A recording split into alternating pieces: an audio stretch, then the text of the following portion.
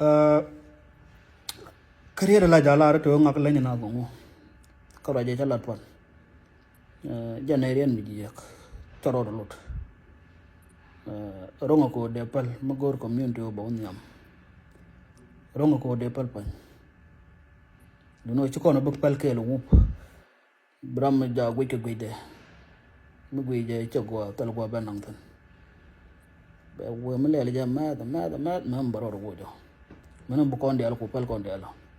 so jaga long o di jalare te ngak lenya na gongo kange ji tungwana ken chaga chak wi mon ma trama ke dunda malonga ni chad mado de ndew longa lan ga jen ku le go ni ndol gor ga chak cha piel ngwan chaga lat pin ko di bram dunda ma balonga belat lat yo ma de ndel yo bi na ko no mi chalo mi chali shop ko ken del kan ka lot ken del ba trama ke dunda balong trama ke dunda balong jen ku le go jo te ne ti to engineering te ne ti to ka law te ne ti to ka dolwal te ne ti to ka business kan te dial ko kien so te dial te ka dek chiram engineer chara nderet abarolot dio je chade penden chiram lawyer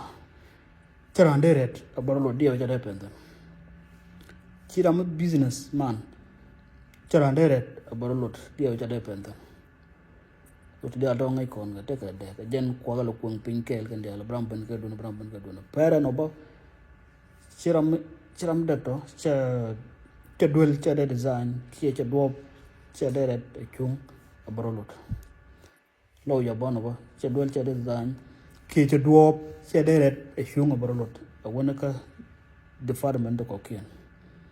so ka kui de mo lena rodin len lawyer lanya medical doctor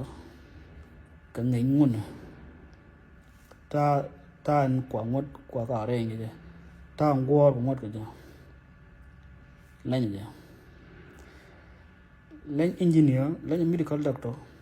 ka ta anda duel da ka design ngi ja kana dup tinjal kana wona ka de dial ko ken amene piu ta da piu da ka lat ka ja enobo len medical doctor len lawyer ko dara rande re tweet dara red kan te dialo ko kin len engineer bo ke jendo bo jodo mo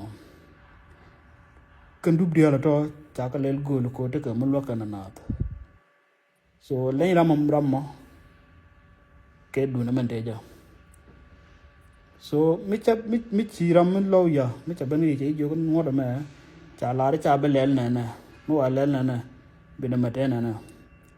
so la to ngak la nya ko len ji ko dor ko cha ngi ke ja chu ram medical doctor so la le nya ko mi ji jo ko to cha ra na rat ka loy do ko ba khar pe na na la ra ku ji me na na so gak len ji ko dor ko cha gor already ina ba wona ki engineer wona ka department ko ken so mila ya lodi ka dop til ka man cha kullar goro blo di bidak dubban binyur ko rado binyur ko rapanya la bi ngati to no mo choro lo tel go bi nang dun bi pen learning bo ko ta jin bro bo ni to garam ma da ba je no ti ko i cha ran ga ba khar pe ni na ngo akam ni di nang na jeno dag loy do wo kan chlo ida ka lao bungot te ka time ya ten ba ne dia lum bum weekend tin chi gor bor gar re te ka chi gor bi dor ba te ga mat ba ka choi dor go la ga joi dor le do la gram lag de la de gran je ga je de tele unity mo gor kana ko de kan da tor ji re wo ban tong to tar ja do ba go me chi te ka mat te ko ngut te ka tung go de cha la bwa ke ti ram kel ga de long